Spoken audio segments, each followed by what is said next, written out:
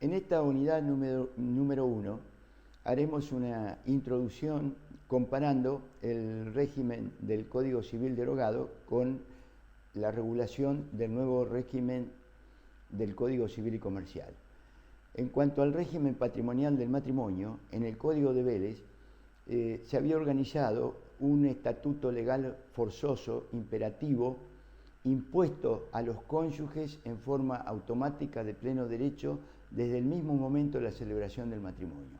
Al firmar el acta de matrimonio ya quedaban encorsetados en este régimen legal patrimonial que es de orden público y que no lo podían modificar. Y este régimen es el que rigió desde la entrada en vigencia del Código Civil en 1871 hasta el nuevo Código Civil que entró a regir el 1 de agosto del 2015. Un solo régimen legal, que se llamaba el régimen de la sociedad conyugal. Y en realidad la regulación de Vélez no estaba muy claramente definida, así que en principio ni siquiera había acuerdo sobre lo que era la sociedad conyugal. Para algunos era una especie de sociedad, para otros era una sociedad civil, debido a los términos que usaba Vélez, incluso a la remisión que hacía las normas de la sociedad civil para regir la sociedad conyugal en aquellos aspectos en que no estaba expresamente contemplado en el Código Civil. Hablaba del capital social, de las cargas de la sociedad, es decir, que daba la apariencia que realmente era una sociedad. Para otros era un sujeto de derecho que tenía una personalidad jurídica y que se diferenciaba de los cónyuges. Era una persona jurídica distinta de los cónyuges.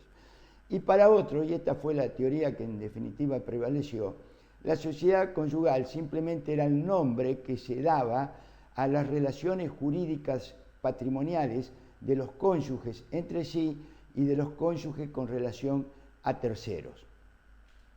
Luego el código contenía una reglamentación sobre las convenciones matrimoniales que prácticamente no tuvieron uso en nuestro país.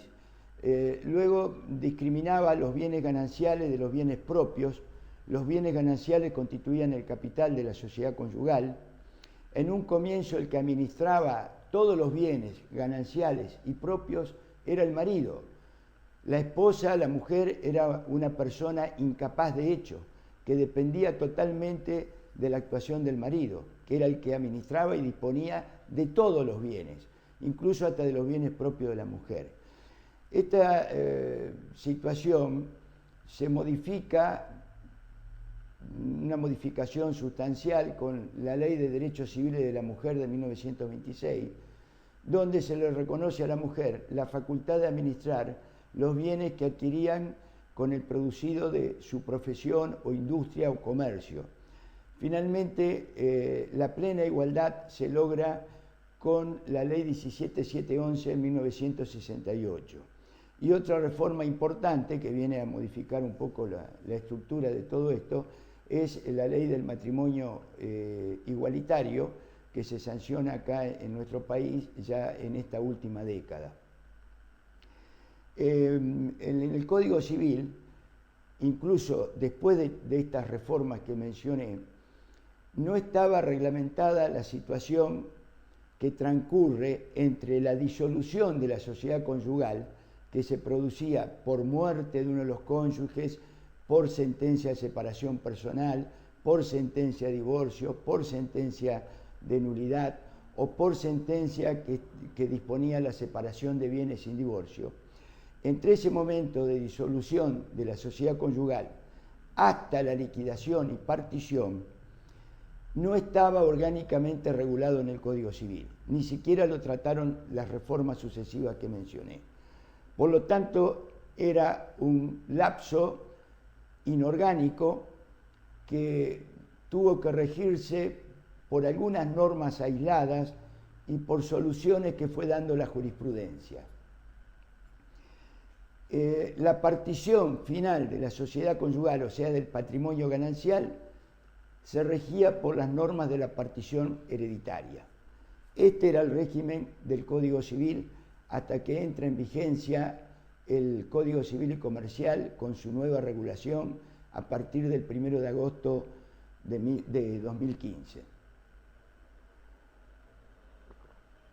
Y la nueva regulación se va a aplicar no solamente a los casos nuevos, a las disoluciones del patrimonio del conyugal que se produzca a partir del 1 de agosto del 2015, sino también se va a aplicar a todos los juicios en trámite que aún no tengan la partición del patrimonio ganancial debidamente aprobada por el juez.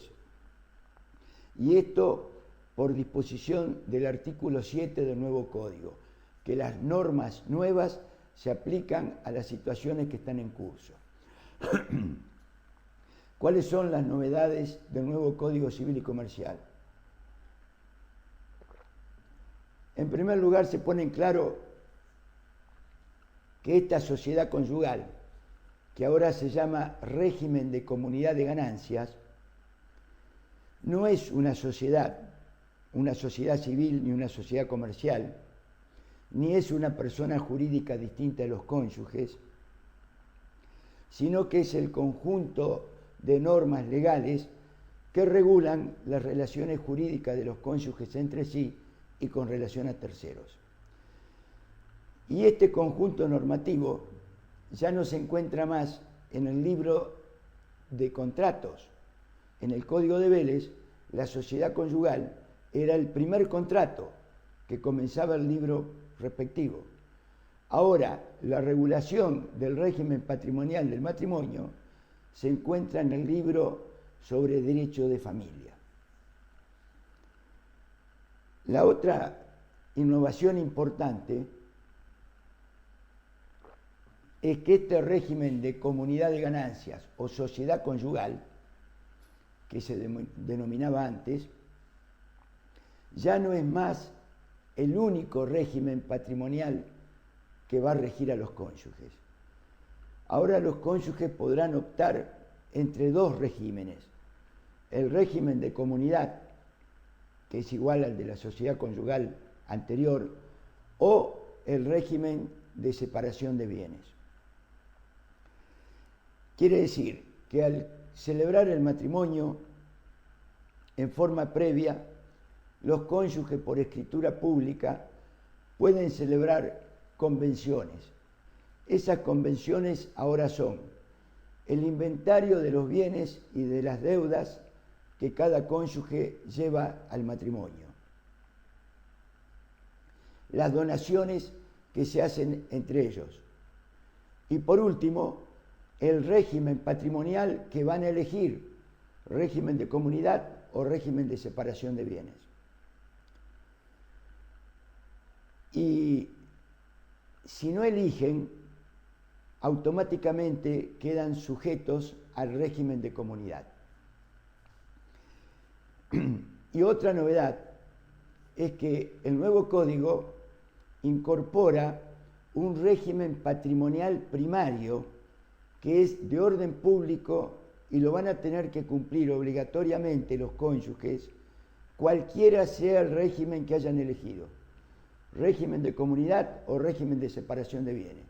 En cualquiera de los dos regímenes van a tener que cumplir las normas del régimen patrimonial primario, que lo van a desarrollar en una unidad específica. Luego, el nuevo código regula independientemente.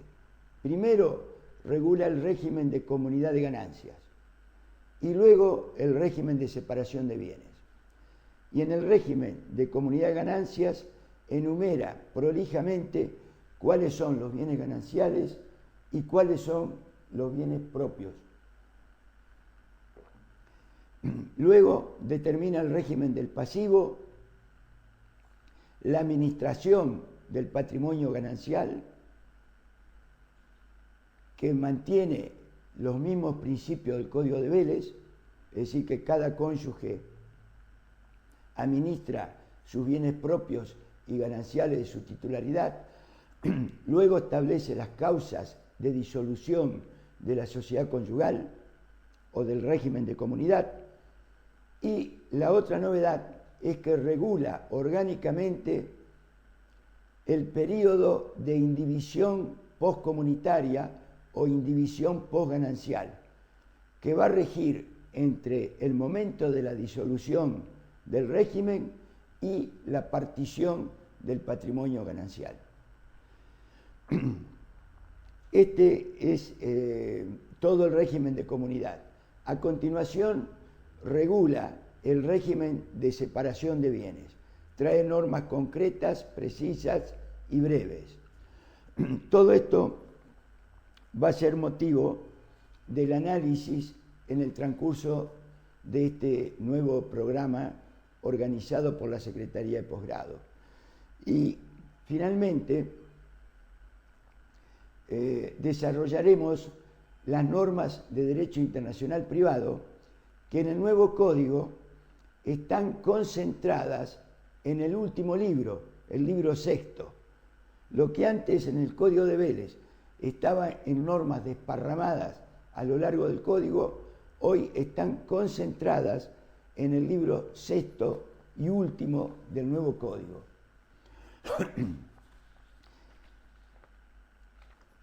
Después se estudian las consecuencias patrimoniales del divorcio y finalmente la empresa familiar. Y este es el programa que es nuestro propósito desarrollar en este curso.